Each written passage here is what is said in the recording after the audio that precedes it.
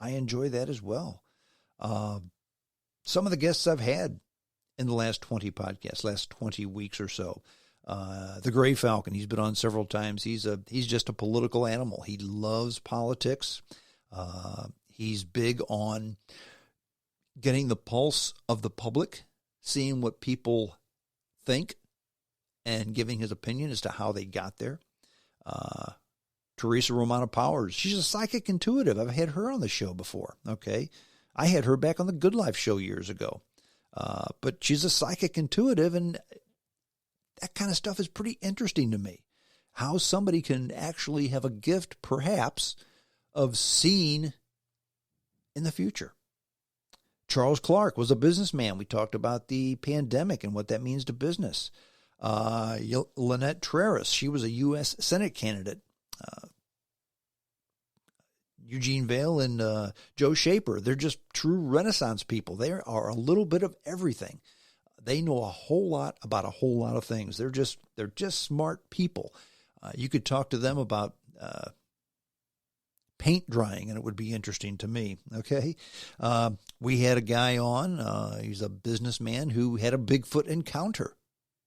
That was interesting because I think the guy actually did see something in the woods that may have been a vertical walking large hominid. Rusty Dell, he was a cop. We had him on just after the George Floyd shooting. So that's kind of what this show's all about, okay? Having different people on talking about different topics, okay? The solo shows. Topics of the solo show recently. I've done the death of fun, why we don't have fun anymore, in my opinion, as to why we don't. State of the Union, State of the World, where we're going, where we went. My travel plans and travel experiences during the pandemic. Race relations and why I don't think we're going to hell in a handbasket. That podcast is several months old, and maybe I've changed my mind since then. I don't know. But there you go. I don't agree with myself all the time, so why would I agree with a political candidate? Paranormal activity through history.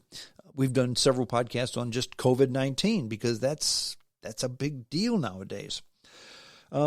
Occasionally I'll do a podcast on what I call potpourri, a little bit of everything. But really, the whole show is kind of like that. The whole show is potpourri, isn't it? The whole show is kind of potpourri. The best rated shows, the most downloaded shows, the most shows that people tend to listen to. Paranormal and travel. And I find that interesting. The worst rated shows, the shows that get the least amount of listeners, no surprise, politics. The Gray Falcon's the exception because he's a good conversationalist, okay? But if we talk about politics, those shows aren't rated as high as the other ones, okay? So give the people what they want and make the show something that's passionate for me. So maybe it's not so much the show. Maybe if I'm doing a show on politics, I don't give two shits about politics, and my heart's not in it. maybe the crowd can, the audience can detect that. I don't know. But if it's not passionate for me, it's not fun, and maybe I don't do as good a job. Okay. But it seems like if it's not passionate for me, it's not passionate for the listeners either. Another reason why I've backed off from politics, because the folks don't seem to want to listen to that, okay? The goal, as I've mentioned before, is about one show a week. In the last 365 days, I've put out 47 shows. Pretty darn close. I'm going to take a week off every now and then. That's how it works, okay? But I've come pretty close to one show a week, and that trend will continue, okay? If I miss a week or two, I've noticed listenership takes a little while to come back. People are creatures of habit. They're used to listening to their Saturday morning strong show, which quite often isn't recorded on Saturday mornings anymore.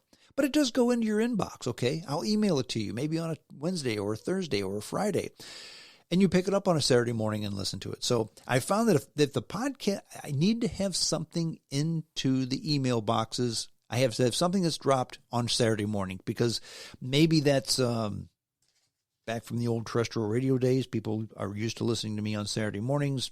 If there's not something there for a Saturday morning or two, people tend to stop listening for a while, and it takes 2, 3, 4, 5, 6 weeks for the listenership to come back to where it was before. It always comes back, but it takes the longer I stay away from the mic, the longer it takes to come back. For instance, about a month or so, I walked away for 2 weeks. Just took a break. It took about 4 weeks for everything to come back. It's back now, but it took a long time for it to come back. Okay? People are creatures of habit. That's just how it is. Another interesting thing about the podcast that I found is I think to myself, okay, here's a guest that everybody loves, so I'll have him back. Folks, I've had a guest that was in the top 10 of my ratings. I have him back on, and for some reason, he's now in the bottom 10. Or that show, I should say, is in the bottom 10 of the ratings. And the topics were very similar. The shows were about the same length. Don't know why that is, but why would you have a guest in a topic that would be one of the top 10% rated shows the next time he's on? It could be 6 months later. One of the bottom 10% rated shows. And that's happened more than once. And I'm scratching my head, and I really don't know why. Maybe it's the time of year. Maybe it's been there, done that. I don't know. But I find that interesting, if nothing else. Okay? Other challenges with the shows as to how I'm going to do this whole thing. I love to have people here in studio. I spent a lot of money and a lot of time designing the studio so I could have up to 4 guests on the microphone each time. I've got 4 microphones. I've got 4 seats. I've got 4 headphones. I've got 4 pots on the mixer box. And we have a pandemic, so I can't have people in the studio. But again, people adjust. The solo podcast, of course, I'm not going to give myself COVID-19, so that's okay. I'm doing more via telephone. I'm doing more poolside podcasts, okay? But the thing about the poolside podcast, remember, a poolside podcast is probably a whole lot easier to do in August than it is in September, or December, I should say. Poolside in December, not so great. They could be a bit chilly. Now, we've discussed in the past, what about the future? What are we going to do moving forward with the James Strong Show podcast? Short term, Monday, I leave for Las Vegas. Actually, this is my yearly pilgrimage to Death Valley. I'm going to fly out Monday morning to Las Vegas, get in a car, and drive to Death Valley and spend a week camping in a tent. I'm going to do it as safely as possible. I'm going to fly Southwest Air. That's the only airline I will fly. I'm going to fly direct. It's the only way I will fly is direct. Because Southwest has the open seat, or the middle seat is open. And you have to wear a mask. And they have HEPA filters that filter the air. And I read you have less than a 1% chance of picking up COVID-19 on that type of airplane with that type of setting. Okay? I'm going to take the risk and go. I've done it a couple times before. I'm going to do it again. But once I get to Las Vegas and pick up my rental car, this is going to be the ultimate social distancing vacation, folks. I'm staying at the Panama Springs Resort, which is in Death Valley National Park, but it's actually in Panamint Valley, which is about 10% cooler than Death Valley, which is good because the forecast for next week for Death Valley is highs in the hundreds, lows in the 70s. So Panamint Valley is probably going to be high in the low 90s, highs in the low 90s, lows in the low 60s. Perfect camping weather. And low 90s is not that hot with the low humidity, folks. It's quite comfortable. It's quite nice. Just so you're staying hydrated, you're going to be fine. The Panamint Springs Resort this time of year is usually full of Europeans. This time, there's probably not going to be any Europeans because I don't think that they can come here unless it's essential.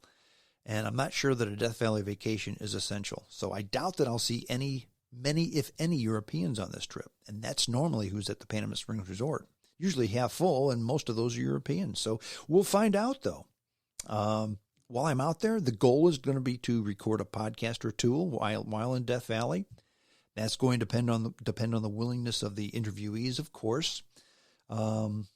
And by the way, just so you know, my goal of the adventure of a lifetime 3 times a year, even with the pandemic, this is number 2. Okay, whether I get to 3 or not is left to be determined. But this is my second adventure of a lifetime. Okay, so I may get to 3 times a year. You never know. So again, I'm going to fly to Las Vegas nonstop on Southwest Airlines for less than $200, by the way, cheap. Rent a car, have lunch at In-N-Out Burger, do my shopping, drive to the Panama Springs Resort. And that's via the Indian Springs, Nevada, home of Creech Air Force Base. I'll drive right past that. Creech Air Force Base, for those of you who don't know, that's basically the drone capital of the world. That's where many of our drones are stationed. That's where Command Central is for a lot of the drones. In other words, if there's a drone strike in Afghanistan, chances are the guy playing that video game, so to speak, is sitting right there in Indian Springs, Nevada at Creech Air Force Base. It's a bizarre sight just to see these drones taking off and landing and circling.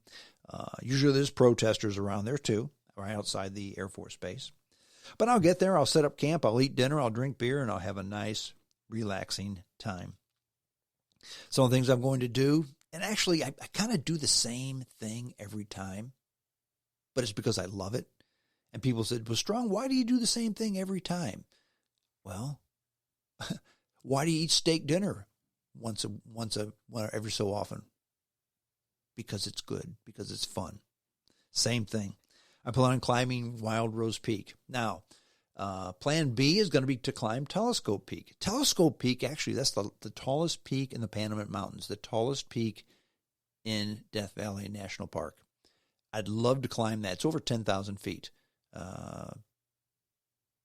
But to do that by myself, first of all, my vehicle, I'm going to rent, the vehicle I'm going to rent, I can't, it'll be hard to get there from here. The last time I tried to do that in a rented vehicle, I lost a tire. And you don't want to lose a tire in the middle of the desert where you have no cell phone connections. So I had to limp along with a donut. Didn't like that. That's the main reason. But if I stumble upon some people at camp in the resort that have a 4-wheel drive vehicle that are going to drive up to Telescope and make the hike anyway, I'm going to accompany them. So if it's by myself, Wild Rose. If other people are going to climb Telescope, I'll go with them. We'll find out. So it's kind of an audible type of a climb, this one or that one. Also plan on hiking to the sand dunes that you can see from camp.